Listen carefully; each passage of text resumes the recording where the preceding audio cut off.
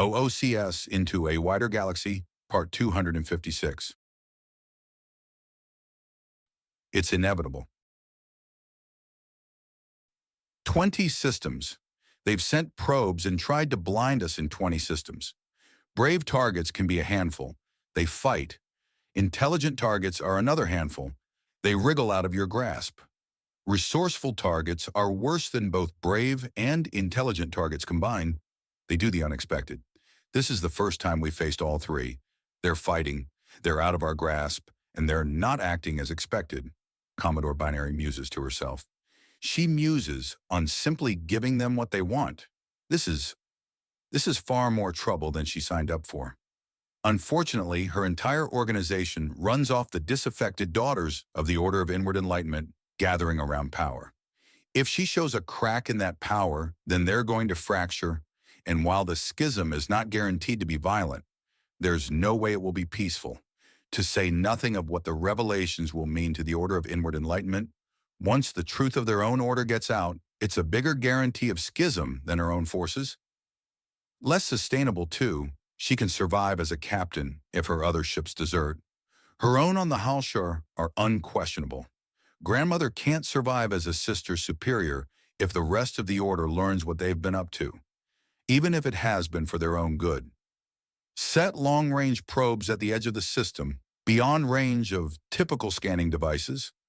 Set them to alert us if something arrives in the system and stay out of standard ranges. They're trying to be subtle and careful, trying to hide where they are, which means they know they're vulnerable and simply can't take what they want. They need guile, so we will deny it to them. Commodore, there's a massive signal blasting through the 22nd parallel.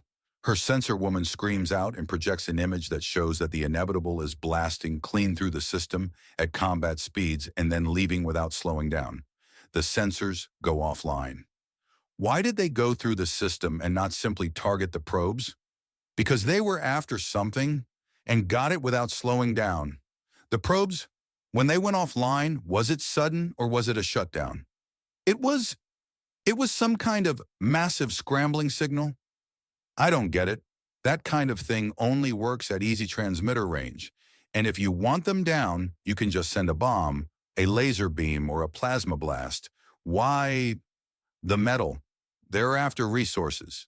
They just scoured through that system. We need to check, but I'm willing to bet they have somehow taken a large number of asteroids, metallic dust, and the probes in that move. Commodore Binary states, there is stillness on the bridge. I was not speaking to myself, ladies. Set course to the 22nd parallel. Beautiful, the lead scientist says, overlooking the data. The magnetic tugs work flawlessly. With some refinement, we can more or less constantly gather resources in any system we find ourselves in, regardless of asteroid density, scrap fields, or more. The natural amount of dust in space alone will provide a few tons worth with each pass-through. It'll build up fast if we keep this running consistently. It will give us a good mix of minerals. We'll need to refine our smelting and sorting methodologies a touch, but we can easily use this to restore our stores and stocks of raw material. To say nothing of the probes and asteroids we managed to get chasing us. We lost more than half, but at the same time, we still got a good amount of raw metal from them. Another notes as they rush around the RAD's metallurgy laboratory and quickly sort things out and look into making the powerful magnetic tugs a little more precise and thorough. While very interesting, the question rises up. How are our stores? Captain Rangi asks. It's looking good, sir. That run was enough to get most of the ammunition we've spent back. Even if this was a really lucky run and we're going to get considerably less each other time, we're going to easily have enough to start manufacturing further vessels in just a couple more runs. You want to see how a hive carrier fights, don't you? I do, the man admits. I very much do. We'll get a few produced. We need additional firepower anyways. But I was thinking I need another kind of weapon. I need not only larger fighters to peel apart enemies, but long-range weapons. Think artillery. Since you're asking me, I'm assuming you want a solid munition. Yes, there are nearly invisible metamaterials. I want our rounds to only be sensed when they slam into our targets. I want invisible artillery, Captain Rangi says, and the slow smile spreading on the scientist's face. tells him that he not only has the man's attention and interest, but his imagination as well. He's about to get new guns. Sir, yes, sir, I'll see it happen. And is it wrong for me to say that I'm actually enjoying this? Enjoying this? We're finally being challenged. I've trained and pushed and studied until I felt my mind on the edge of shattering. Then, nothing. Then we're sent out to test the loyalties of the others. It was so much build-up for so little. Now, though, now we're cooking. Not at all. As terrible as it is, there's nothing like danger, death, and potential destruction to make a man wake up and live, each in our own way. We're built to survive and fight, and now we're fighting to survive. We were born for this. Captain Rangi assures the man, and the smile changes from somewhat manic to deeply sincere. Thank you, sir. I've already got more ideas than I can name. I'll show you which one has actual wings in short order. Glad to hear it, Captain Rangi says. Anything else so far? No, sir. We're moving as fast as can be expected and getting more done, but we have limits. Good man for knowing them. Captain Rangi out, Captain Rangi says with a slight smile as he closes the connection.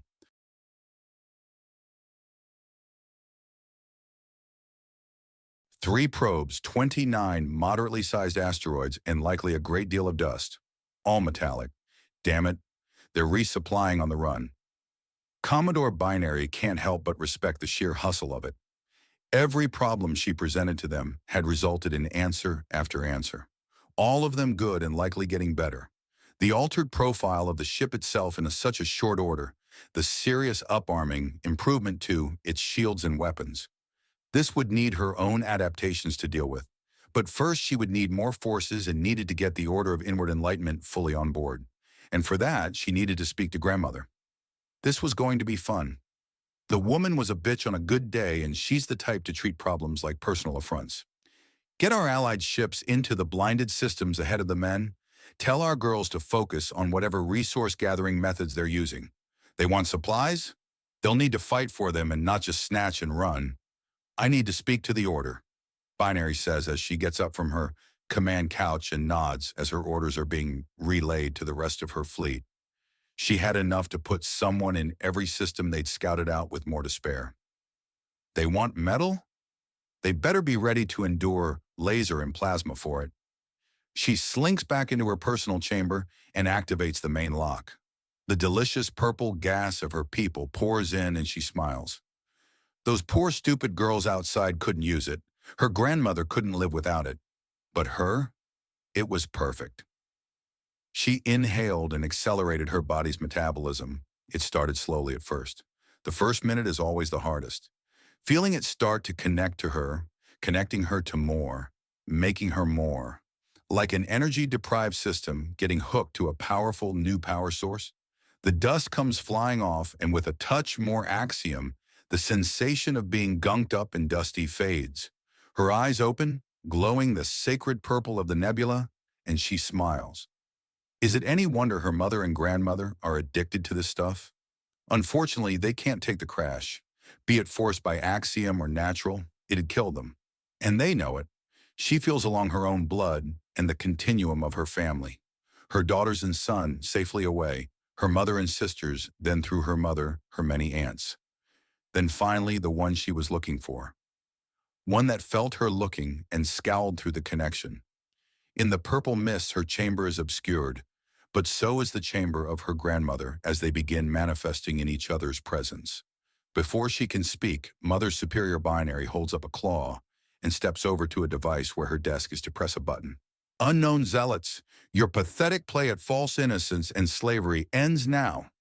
Unless you surrender the slaver pirates that dragged us from the Axiom Lane, we will be on a total war footing. Every discovered asset belonging to you will be plundered and stripped of all resources. Surrender will not be accepted nor entertained after battle has begun. This is your official warning. Any who dare to so much as point a weapon in our direction will be destroyed. We will have what we need surrendered to us, or we will take it. So you can tell we have a problem, Commodore Binary states. When I approved of your little escapades, it was with the understanding that you would be preserving and strengthening the order in unsavory ways, but would still ultimately be doing good by keeping our way of life alive. even if a little stain for association with such vicious bitches. Commodore Binary simply gestures for her to get it all out. Clearly uncowed, but knowing that the other woman is not going to let any other conversation happen until after she's vented her frustration. It's not like she had approved of anything anyways. Commodore Binary's fleet had been opposed by the rest of the Order and even fought against. Her grandmother didn't let her do anything. She had been forced into cooperation. The rejected needed a place to go after all. And if they couldn't enjoy the splendor of the nebula, then they had to leave. It gave Commodore Binary her recruits. And now you have led a threat directly to our door. This isn't some simple merchant caravan that a sacred trial can fake a rescue of. This isn't some lost little explorer family that can be swept away. You grabbed the biggest prize you could, and now it's not only squirmed out of your grasp, but threatens our very way of life. Your ignorance and arrogance may very well cost us everything. You, Commodore Binary states simply, what was that? My actions may very well cost you everything, not me. I can leave. My crew can leave. You see, the funny thing about borderline banishing those who are resistant to your precious nebula is that we have no attachment to it. You lose everything if the galaxy learns about your little purple poison cloud. Me? I lose a base of operations and that's it. And if I leave and never come back, even if no one ever comes for revenge, then you lose anyways. Every single generation there are more and more resistant and immune, or rather, more immune and enhanced. Enough with your blasphemy. Blasphemy? It's evolution. My girls are either untouched by the sacred mist or able to use it and set it aside far, far more easily than you. Commodore Binary gloats before pacing around her grandmother. Face facts, old fox. Your way of life is dying even without this bit of fun. Banishing the immune to me and sending my fellow enhanced to ranch your pack animals isn't going to last, especially if you keep mixing up the two. They are rejected by the nebula and deserve no place amongst us. I was rejected by the nebula, and here I stand. A woman in my full power, a woman using its gifts just as mightily as you, O Sister Superior, Commodore Binary says, with her tone dripping with contempt at the word superior. The mists respond to her grandmother's rage and grow physical enough that her image, half hallucination and half projection, slaps Commodore Binary in the face. Her responding backhand is all the answers she needs to give. Her grandmother is powerful, skilled and sure of her strength, and the Commodore is neither impressed nor outmatched. Both women glare at each other, one clad in the already stained robes of her order, the other with mist slowly settling on her to stain her the same color. Fix this, she orders.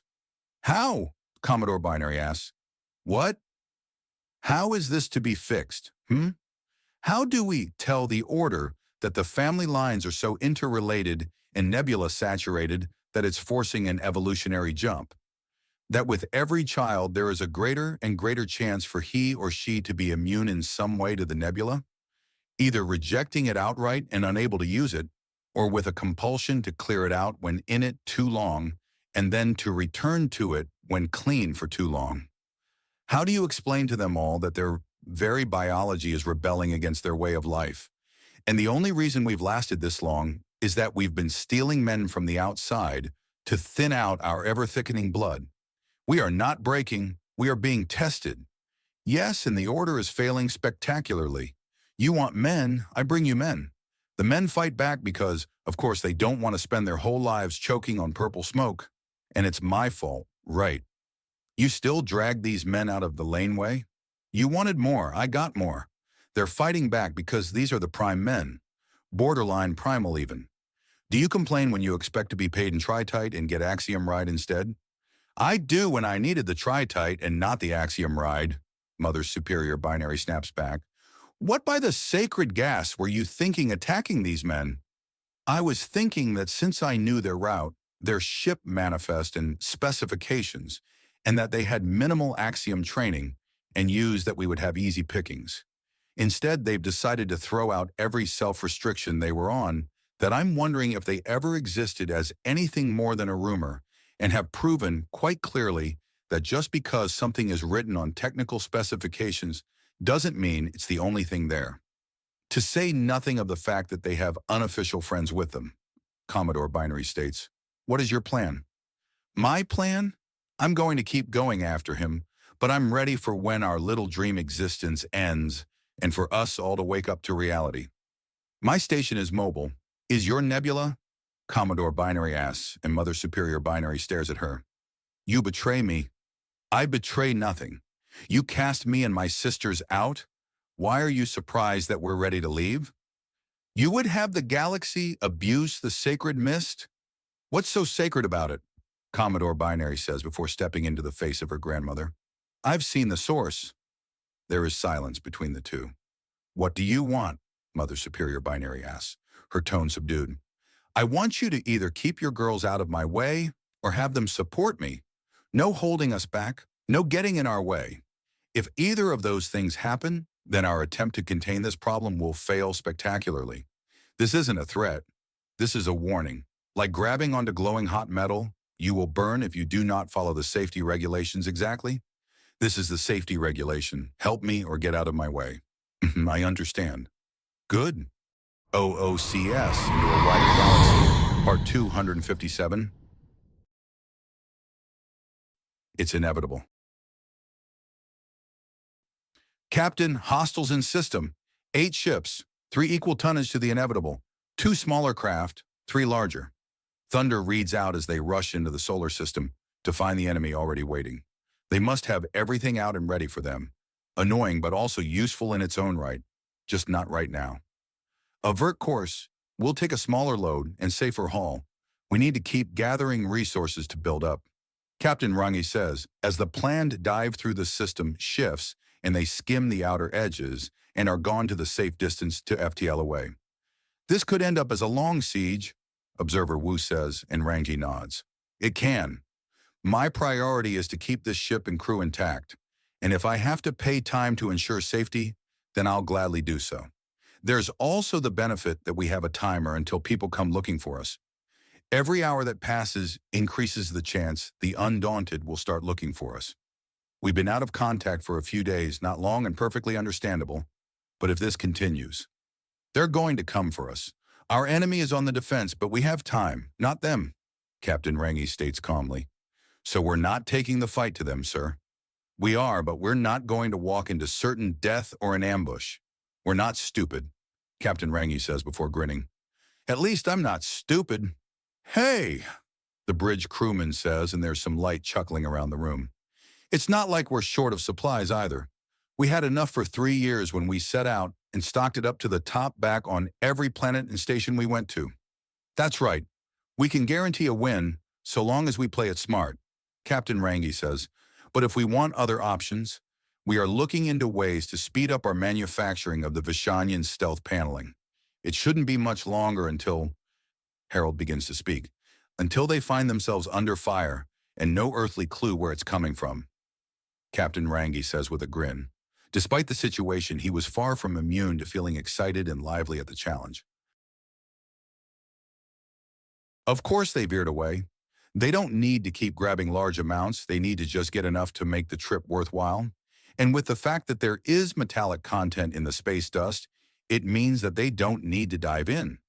Just get close enough to hit the higher concentrations inside the gravity wells of solar systems, Commodore Binary states. We need to change this up, but if we spread the ships out, they'll be able to engage a few of us. 'Cause damage and flee, maybe even destroy a few ships on the way. How do we stop them from feasting? And just like many of life's problems, the answer is obvious when the question is properly asked. All crews, the inevitable wants to have all the metal they can, so we're going to make sure they have to go through us for it. Use your repair modules to craft harvesting vessels and get all the metal yourself first. If they want resupply, they need to go through US to get it. Scour those systems clean. I don't care how efficient you are. Make it big and make it clear that the metal is ours. Mother Superior, I don't understand why. Because we are dying, dear child. The greatest truth of our order is not that we do have a glorious purpose.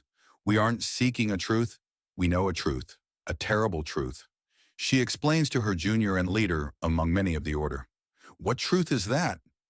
that the sacred gas brings enlightenment. I don't understand, which is why I have brought you into this small citadel. Come, join me at the window, she says, pressing a button, and they see a massive purple cloud growing ever thicker in the chains of immense size, leading to a fully grown herd of Lalgarda, carrying them deeper in. What I'm about to show you is the humbling and terrifying truth of our order. The younger woman says nothing and simply joins her at the window, as vague shapes can be seen out of the viewport, before it's suddenly cleared and they're out of the purple haze. What? The younger demands as she presses up against the window and stares. A massive, thick asteroid field is giving off the purple haze, flowing away from itself and flowing outwards to form the nebula. What is this? Our secret, dear child. It is not the stuff of stars we are connected to, but something far more humble, something alive and beautiful. Come, join me. I will show you the purest state of our sacred gas, Mother Superior Binary says as she walks out, knowing the thoroughly hooked young woman is following her out with her curiosity spiked and confusion flaring around her. We will be going out into the void. Do take the proper precautions. Of course, her junior says, and Binary slowly teleports a great distance. She is followed through without hesitation, and soon both women are on a massive asteroid, venting endless purple smoke. Binary crouches down and gently reaches into the gas that's knee-high on them both. She then rises up with a large flower in her hand, a flower that dissolves in the light of the star, and the resulting purple gas flows away in the solar wind to join the rest of the nebula. Her junior reaches down and rises up with several more that evaporate in the light as well, and she manages to hold on to some of the gas, which she brings up to the veil covering her face and muzzle. She then simply stares at Mother Superior Binary, who gestures to the distant spaceship they had arrived in and slowly teleports back. Flowers! Our order is based off of flowers. Why is this a secret? They're beautiful. They're majestic. Why are they a secret? You didn't notice, Mother Superior says before she holds out her right and conjures an image of a fully grown flower. Perhaps you need more time to see it. What am I looking for? What do you see? I see a large flower with many petals and 6 layers out from the central point, all in beautiful and rich purple, and that's all. Perhaps you would be served in knowing that there's something missing. Missing? What do you mean by... Wait, the junior says as she reaches for the image and then physically touches the half-real illusion to look inside. It has no reproductive organs. The entire body is a reproductive organ. These flowers reproduce with spores. Spores? Or something similar. Certainly not normal seeds. Too small for that. So small that they blow on stellar winds. The gap, it's a seed cloud. Correct. Now put things together. If the nebula is a giant cloud of seeds, then they should. They can and will easily spread the galaxy over. We keep to ourselves, isolate, and stay alone because we are all infested with axiom-enhancing spores, each of us a carrier. They are easily digested and dissolve in time. But if we spread out, the cloud will follow, slowly and gently, slowly painting the galaxy purple, and even if it does not, it would put immense power into the hands of any woman that cares to have it, including those, or perhaps especially those without the discipline, to not simply exercise their great gifts with the restraint needed to keep it from harming others.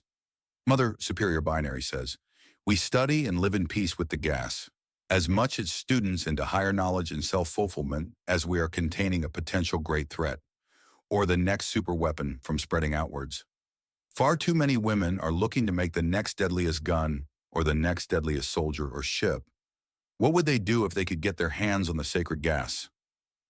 Death, death, and devastation. If it spreads this easily, is this... Wait, the rituals, the Lalgarta ranches. Lalgarta can intake the gas without spreading it, feeding on it without changing. They're too simple, Binary says. Why are you showing me all this? Because our system was breaking before I was even born, and the only answer I was ever able to find that didn't immediately fail is now failing. Our way of life is dying, and we need to adapt. What was the answer? It's shameful. No, more than shameful. What I was forced to do, what brought you into being, was nothing less than criminal. No, if you don't want to know, then I will only bind you to speak not of the source of the sacred gas. I need to know. You are a brave child, the resistant and immune. They are cast out so as not to taint our sacred gas. A lie we tell ourselves. They are sent out to tend to the Lalgarta to contain the gas and a special fleet of those who are too rough, too energetic, and too eager to stay with us. Mother Superior, I was nearly exiled myself until I finally attuned to the gas. I'm partially resistant. Yes, you are, as are many who follow you, which is why I need you. To do what? The fully resistant.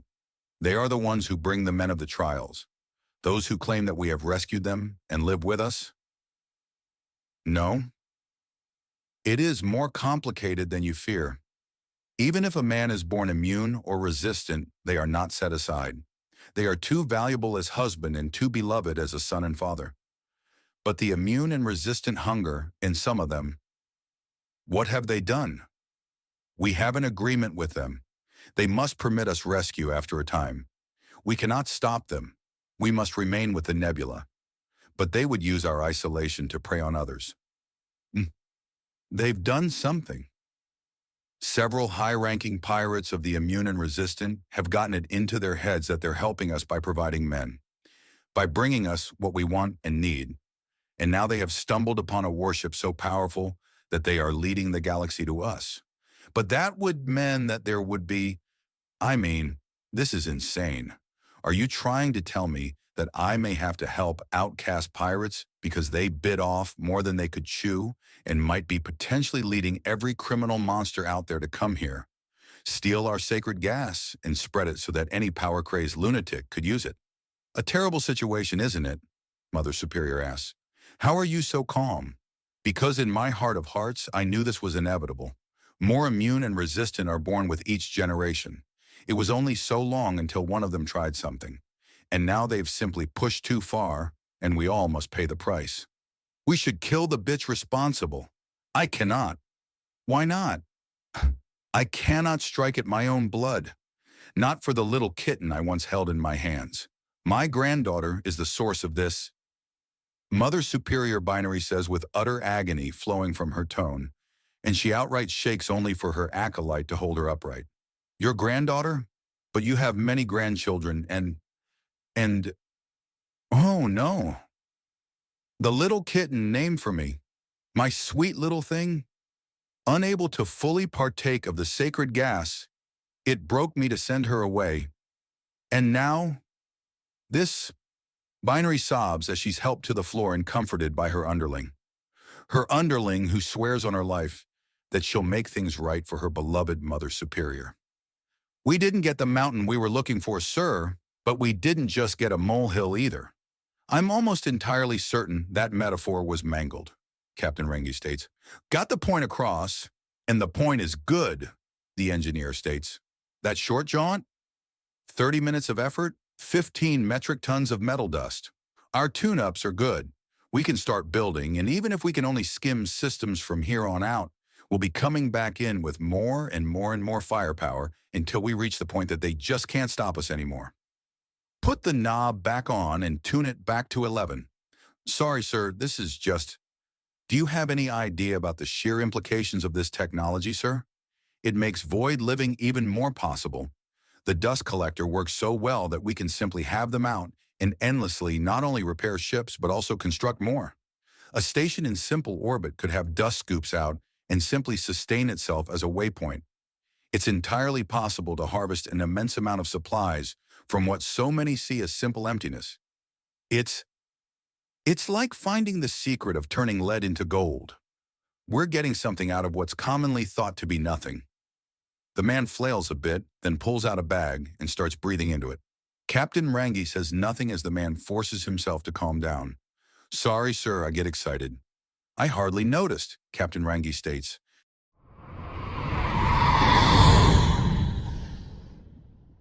OOCS Into a Wider Galaxy, Part 258. It's inevitable. Everything is in motion. She had been ready for this for many years. Yes, it had surprised it that it was happening now, but she was going through all the motions of the plan. The damn flowers could not be contained forever. Not without destroying them, but oh no, they're sacred things that expand our minds and make us greater than we were. We are born of the sacred gas and live in the sacred gas and blah, blah, blah. She had been born with the ability to push it away for a reason. Her girls were born completely immune to that trash for a reason. Those idiots in robes had based their entire life off a goddess-be-damn void plant, and none of them could see that it was a problem. If it's too dangerous, then burn it out and get rid of it. If it's useful, then use it. Anything else is stupid faffing around that wastes time and makes you miss the important details and information. So she was going through the motions. She had spoken to the other captains before. They all knew on some level what was going on. Every girl in charge of a ship in her fleet had had a little chat with her, one that a fifth of them were in the process of doing, which would be followed by the next fifth, and then the next, and the next, and the next. All slowly breaking away from this old mistake and getting away clean. There are worlds and systems all over wild space that have no one to claim as their own, and new colonies go up all the time.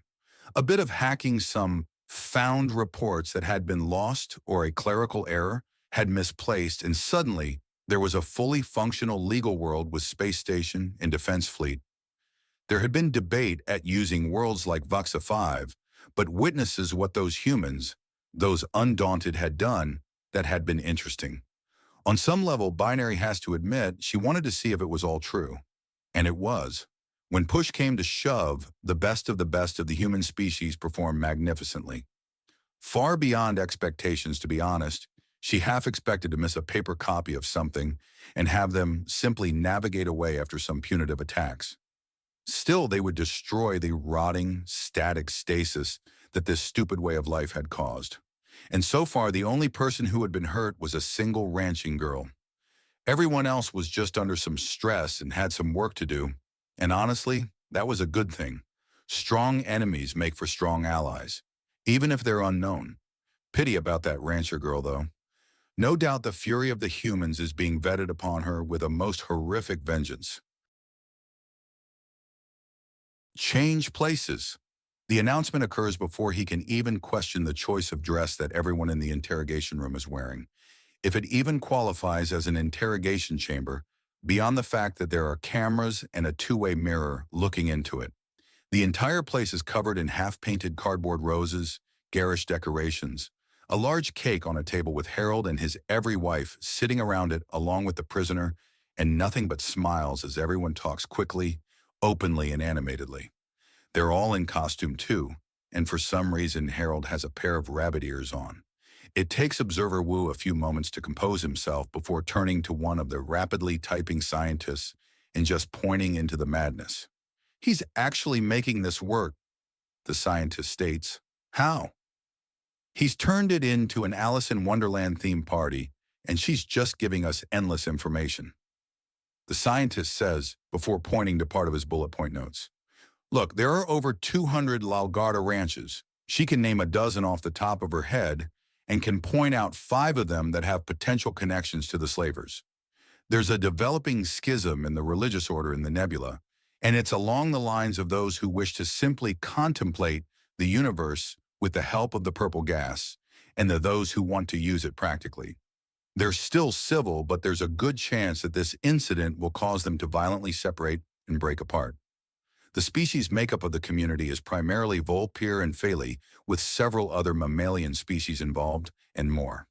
Several ranches have been using the leavings of the Lalgarta in order to fertilize extremely efficient hydroponics, meaning the ranches are the biggest sources of food, but none of them have much in the way of actual maps or charts due to the fact that they are socially programmed to be uninterested in the wider galaxy. And we're getting more? Observer Wu asks. All that and much more, such as the state of their literature, culture, and entertainment.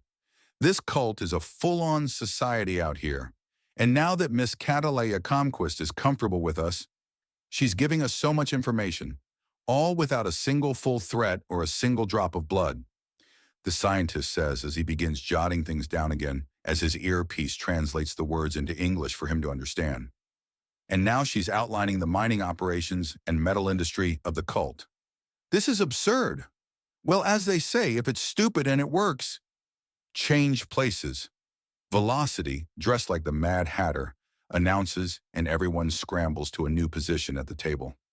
All but Giria, who's vaguely dressed like the caterpillar and is smoking a hookah.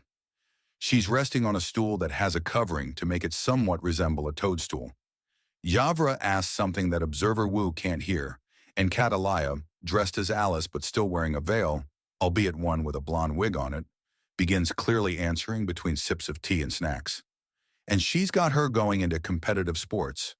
The scientist notes to Observer Wu, who shakes his head in mild awe at the sheer effectiveness and yet absurdity of the situation.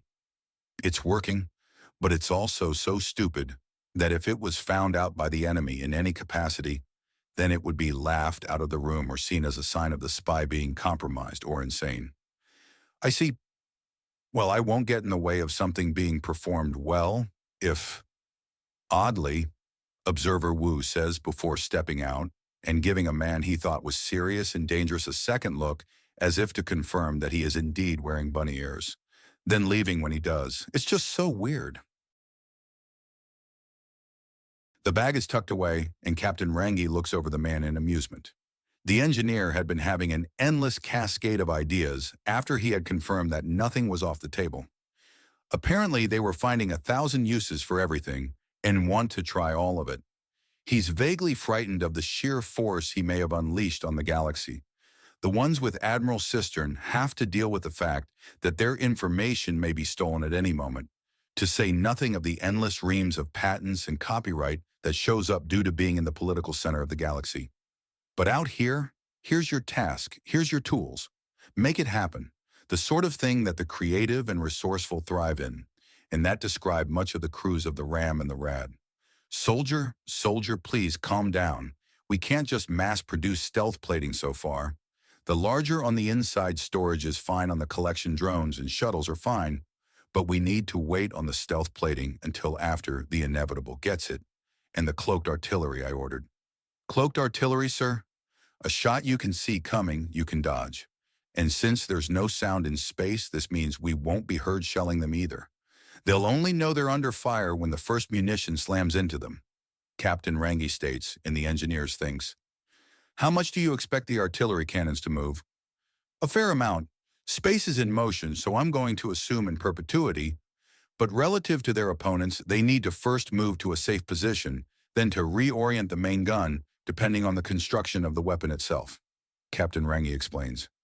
I see. I think I know a way or three to possibly up the stealth while cutting back on how much of the Vishanian plating we need to use. The drones will need a much more thorough covering in order to be effective. Of course, that depends entirely on the type of stealth that's needed. General stealth from an enemy in an unknown position that can be anywhere, and one from an enemy in a known position and angle of observation are entirely different. Very true, sir, that… I have an idea. Excuse me, sir. I'd like to get to work. By all means, Captain Rangi says. Sir, we have a problem. His communicator cries out and Captain Rangi sighs. I'm listening. We've sent a probe to previous system to try and provoke the pirates and found what appears to be fully fledged mining operation that wasn't there 6 hours ago. Are you sure?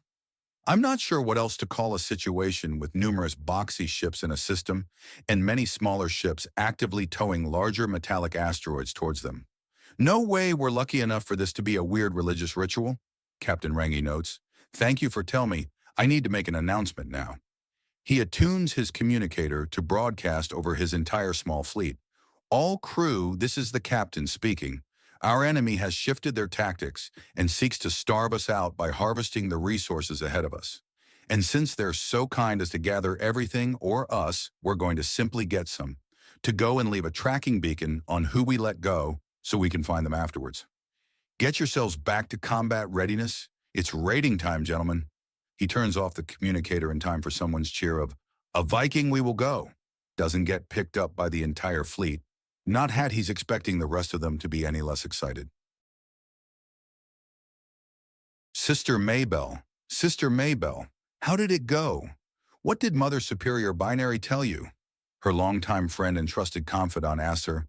She hesitates. What's wrong? Is it wrong to aid the wicked in order to defend what is good? She asks, and her friend looks confused. What's wrong? Mother Superior Binary told me a terrible and troubling truth. We are more than the adherents to the sacred nebula, but also its guardians. Unfortunately, some of us are just not fit. The resistant and immune, they are putting everything at risk.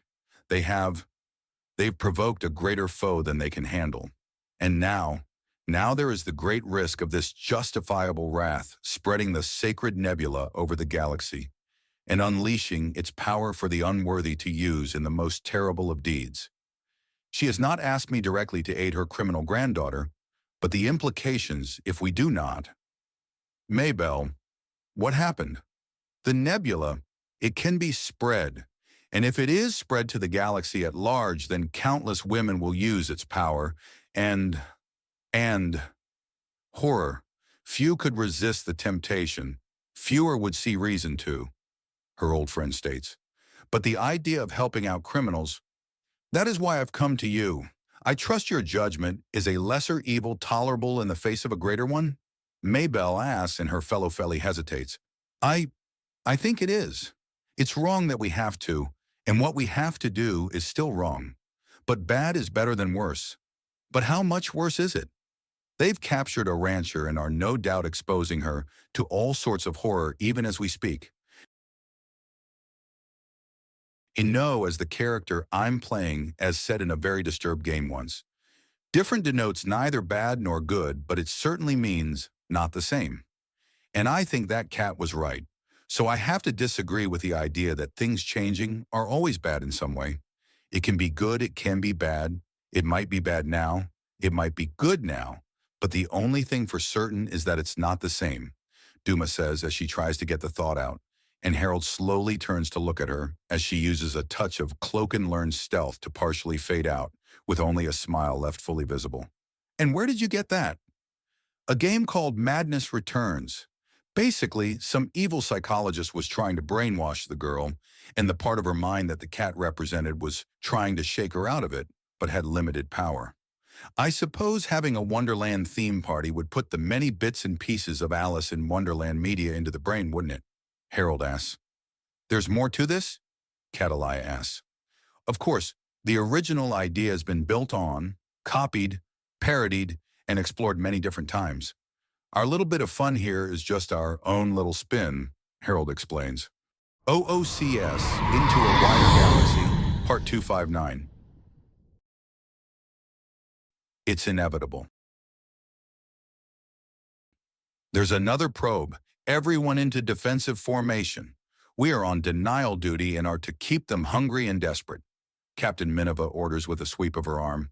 At the command of their Volper captain, the warship and support craft shift to face the direction of the oncoming threat, shields blazing to life at the oncoming enemy. Then things start going horribly wrong. First, they come from the opposite direction entirely, meaning they have to turn their ships and reshape their positions to get around. Not easy when some of the ships are less ship and more massive storage container, with engines and crude remote controls welded on. Then comes a signal. Slaver scum, we have cracked your language and will not tolerate your madness. Surrender or die. Mercy is only for those wise enough to throw down their weapons. It's in their native tongue, roared out by a baritone-voiced man and with a slightly nasal but completely comprehensible accent. That causes the girls on the bridge to hesitate. They really must have put the screws in on that poor rancher girl they kidnapped. Minova notes. Second message coming in. To whomsoever hears this message, I am unhurt and being treated well. They simply want to leave. They have important duties relating to their entire species and cannot afford to be stopped. Please, just let them go. They will fight until their last breath to escape. They just want their destroyed maps replaced. You have got to be kidding me, Minova states in a numb tone as she puts a hand to her forehead and considers. Captain? Maintain defensive formation. Hold fire. Captain! Think.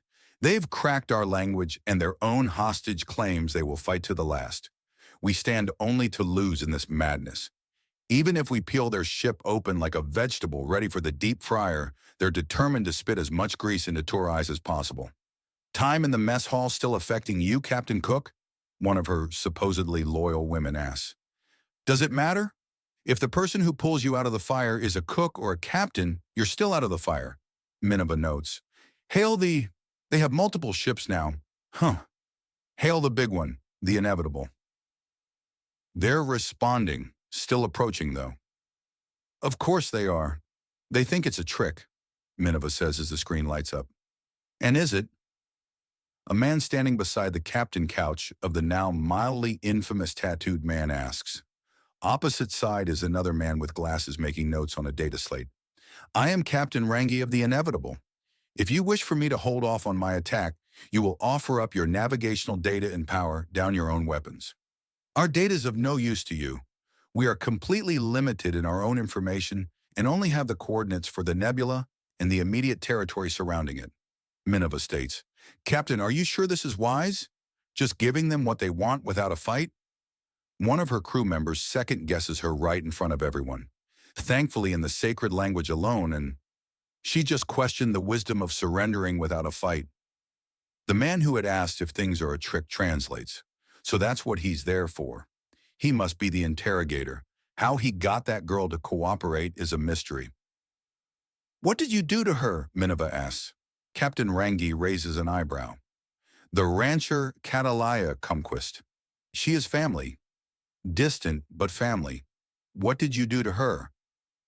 Ma'am, my method of interrogation is to make the target so comfortable with me, they forget that things are supposed to be a secret. She's taken a nap and is treating this all as a strange vacation, which is what we've made it for her. She's in perfect health, the man says in the sacred language, with a slightly nasal accent. He must be the one that recorded the threat. And how did you get her to so much as speak with you? Ranchers are usually under the impression that even speaking to outsiders is an issue. One step at a time, making her more and more comfortable. At this rate, the real challenge will be convincing her to leave rather than making her stay, he says in a cheeky tone. He would be almost appealing if he wasn't so. She's never seen a man more boring looking. I'm sure, she says. You have far, far more guns than expected, and no doubt there's more in store. Correct, the translator states. What do I have to do in order to keep your cannons cooled? She asks. Allow my soldier here 5 nonviolent minutes upon your vessel, and for us to leave the system peacefully, the captain says in galactic trade. How does he know what she's saying? There must be some kind of translation software, but why is the translator there if there's a translation program running? Who is he? Wait a minute. Pull of the security footage of Meowing Ranch. Compare the adept that hit it to this man. I'll save you the time. It was me. I fully confess. I will keep my hands to myself, my weapons in their holsters, and my attitude pleasant if you allow me those 5 minutes, the man says, and she locks eyes with him over the screen. He raises an eyebrow. It should be an appealing gesture. Cute or cool or something, but he's just so plain. Very well, 5 minutes, and if you open fire, I will hit your little fleet with absolutely everything I have, regardless of our chance of survival. I'll be there shortly, he says, and then vanishes to reveal a small drone with hard light projectors on it. The man is not there, potentially never was, and could be anywhere. The axiom twists show like someone's trying to squeeze results out of it, and it opens into a portal that lasts for a millisecond and shifts to pull someone through it. Like many of the fleet, she was secretly fully capable of using the sacred gas and drugged herself with it periodically to increase her axiom abilities. But this man just seemed to make up for a lack of finesse with an even greater lack of respect as he just tears at the axiom like it's done him a personal wrong. Excuse me, I need your... There it is, he says, slipping past her as if he simply belongs on the ship, and for a moment the sheer presence he has, coupled with his grace in it, makes her believe it. How is this man somehow socially invisible, despite not belonging at all? How did you get close enough to do that? Stealthy scout craft. I was on it. That projector has some reconstituted protein on it. He says plugging in a data slate to her navigation and immediately downloading everything he possibly can, tweaking the computer to speed things up 20,000 times over, and from what she can see of the indicators, getting a copy of everything within 10 seconds. And that's everything. Thank you for your cooperation. Best of luck and goodbye, madam. Then he rips at the axiom like it owes him something and is gone. You just gave up. He was already here, you idiot. He was in range to come in the moment we gave the order, and a man who breaks a bulkhead door with a single kick because it's faster than opening it is not someone I want to fight inside a starship. You gave up before you knew he was here. Do you have any idea what my positions is? What my primary priority is? What the plan is? She demands. On the hailing screen, Captain Rangi sits forward in interest. Captain, her communications officer begins. My job is to keep this ship and crew alive and follow the directives of the Commodore. Those directives are to report any inevitable sightings, minimize any loss of life and hardware to them, and above all else, keep to the grand plan. Captain Rangi's eyebrows go up and he smiles. That's when the communications officer takes the initiative to close the connection. Do you think they bought it? Captain Mangowa asks after a moment. I don't know how aliens think.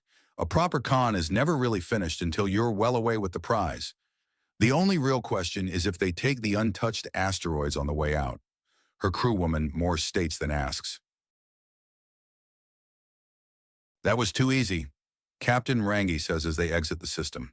To put it mildly, yes. We need to process all the raw resources we took immediately, bump it up in queue to get any possible tracking devices, and we need to evaluate this information on a contained network only, Observer Wu says, and Harold nods as he looks contemplative.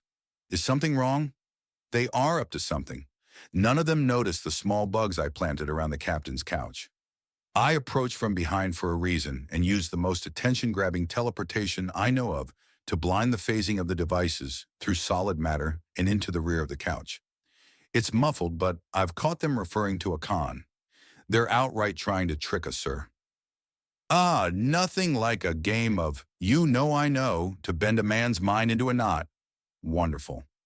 Melt that metal down right the hell now, and make sure anything odd found in it is reported directly to me at the very least.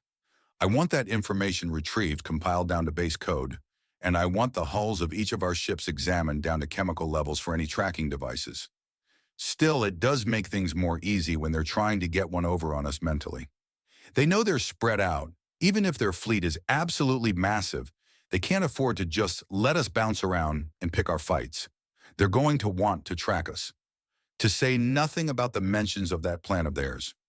There's few better ways to hide something than to convince people you're hiding something than having what you want hidden in the open. They will look at everything but what you put out there and ignore it even if it goes off like a bomb. Which brings us back to endless reams of circular logic, Captain Rangi says before sighing. We move forward as if everything they told us and provided to us is a deception or some attempt to weaken us. If you can catch something hidden, then we operate as if we believe it to be true. Until the data suggests otherwise, of course, Captain Rangi orders. Fun, isn't it? Harold asks.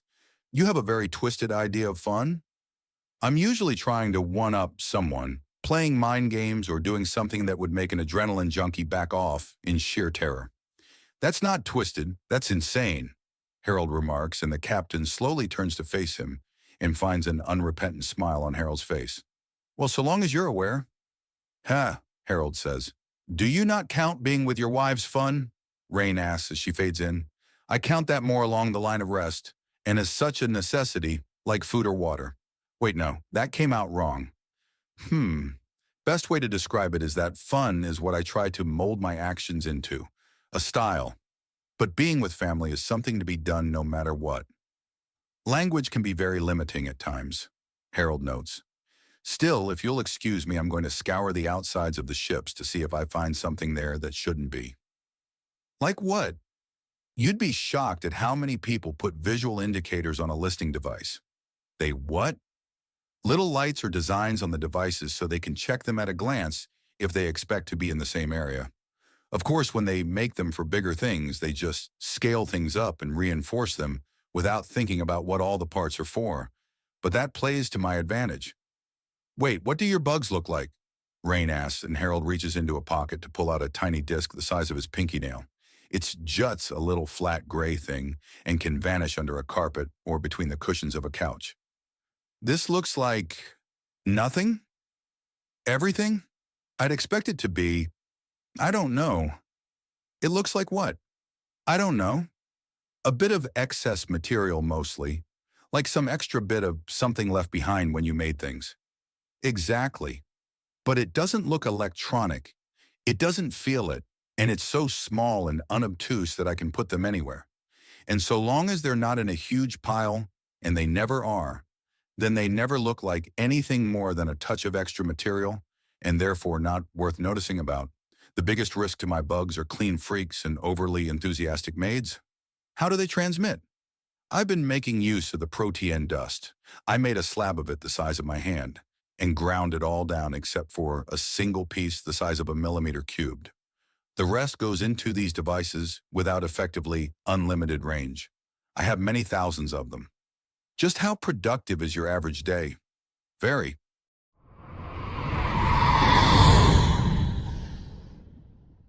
OOCS, Into a Wider Galaxy, Part 260. It's inevitable. So I found no less than 14 different styles of tracking device on our hulls, and am willing to bet quite a bit of money that the files I pulled off that computer are either useless for navigating away and or so dense in viruses that over half that data that I extracted is just malware. I don't make suckers bets, Captain Rangi notes as one of the intelligence officers nods his head to confirm what Harold said. It's the and scenario. There is information, but it's only useful for navigating around the nebula.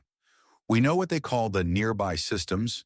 They go out roughly 4 systems, and there are a series of waypoints within the nebula itself. It has the coordinates for those. They also scrub the location of the slaver stations, but that's to our benefit. How so?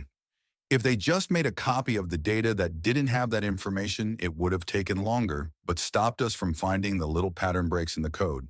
Deleted isn't really deleted until after the system is reset.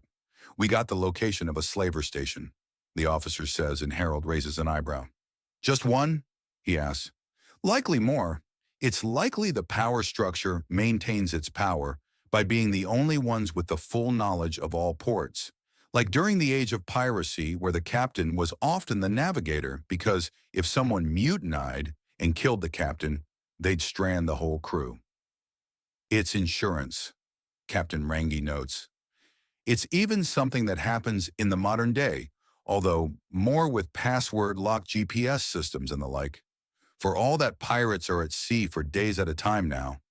You'd be surprised, Captain Rangi notes, and Harold pauses, considers, and then regards the man. I think I need to get a few drinks into you for a story, Harold states. Honestly, I'm surprised you haven't already, Captain Rangi notes. So, what's your opinion? I do not think we have quite enough yet to attack a station. We need more. I agree, still, we know where one is. So we keep poking around, getting more and more until we're strong enough. Then we blitz the station, and while it's under fire, we loot its data repository and grab as much scrap and metal as we can on the way out. If we keep moving, we can keep ourselves from being ganged up on. But the idea that one of their bases of operation will be anything other than very well protected is absurd. Observer Wu notes, and Captain Rangi nods. So do we keep doing this? Rush mining operations? Take supplies and see if we can't get our hands on a proper map? I'll rip out a data core next time, rather than just download. See what other goodies they have ready for us, Harold promises. Glad to hear it. Now about those devices, were there any useful exotic materials in them? Yes, although I hesitate to call things that are used as common currency exotic. I've got them all ripped apart and sorted out. Don't worry. I was more asking for rough amounts than worrying whether you did your job. Oh, well, most of the devices were small, so although there were a lot of them, we didn't get much more than a few dozen kilograms of Kutha out of this, with maybe a full protein coin out of this. The Protean has been set to the side in case we want to send fake signals through the things and fill their feed with garbage. But what's really interesting is that a few of them used active cloaking fields, so we have some small Ch.256 crystals. I've already thrown them at the lab boys to see about making some kind of cloaking for us. How many? 27 crystals, all of them a centimeter long and 5 millimeters wide at the largest point. Classic diamond shape, Harold answers. So not enough to cover a ship. Not by a long shot, but more than enough to experiment with and have our RAD boys see if they can't come up with something more interesting, Harold answers. Very good. Now, I have something more difficult for you to do. Sir, take a break. You've been our chief interrogator, infiltrator, counterintelligence agent, and boarding agent. You need rest. Axiom or not, you are not some immortal and unstoppable force. You need a break. Not immortal and unstoppable yet, but I agree, sir. I'll find some place to stretch out in and pass out. Try it with your wives. Yes, with all due respect, duh, Harold asks as his stance shifts from his smoother gait to something so casual that he seems to shift from military to civilian, despite the uniform he has on. He suddenly looks like he's bought that thing secondhand, and Captain Rangi rubs at his eyes a bit. Enough with the social engineering stance nonsense. Relax, boy. Relax. Sorry, Reflex, Harold remarks. If I'm on break, then I'm on break. My notes are in here. The password is a fake-out. Just keep pressing your fingers to the keypad and they'll read your prints. Your own are already in, so don't worry, sir. The files are clearly labeled. He hands his work communicator to Captain Rangi and walks out of the room, still looking and standing like the most oblivious of oblivious civilians. I had hoped those passages in Sir Philip's declassified biographies were exaggeration. But apparently it's not only possible, but teachable. Wonderful, Observer Wu notes. Useful, though, when it's on your side. No less terrifying that it exists. That was raw skill, not space magic.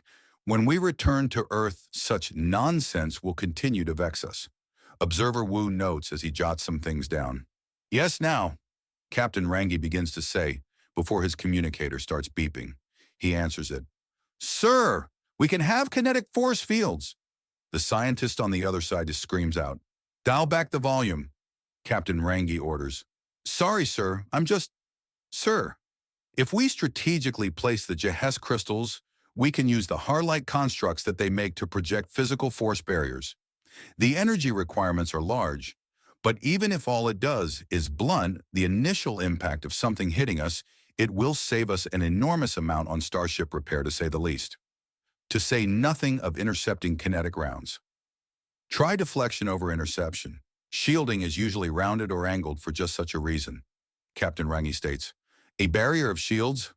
The scientist on the other side says with awe in his voice, and there is then a clattering noise before some mild cursing from the other side of the call, as the scientist clearly drops his communicator in excitement before rushing back to gather everything up. Well, good to see morale is high, Captain Rangi notes blandly. And that's the last of them. These fuckers are thorough as they come, Commodore Binary notes as she watches the final few signals from the trackers fade, and Captain Minova sighs over the hologram. Sorry, ma'am. They're willing to go through without causing harm, so we can tell they're not vengeful. But they're not stupid and their guard is not at all down. Don't apologize. You made a good attempt and kept the majority of that system's goodies from them without firing a shot.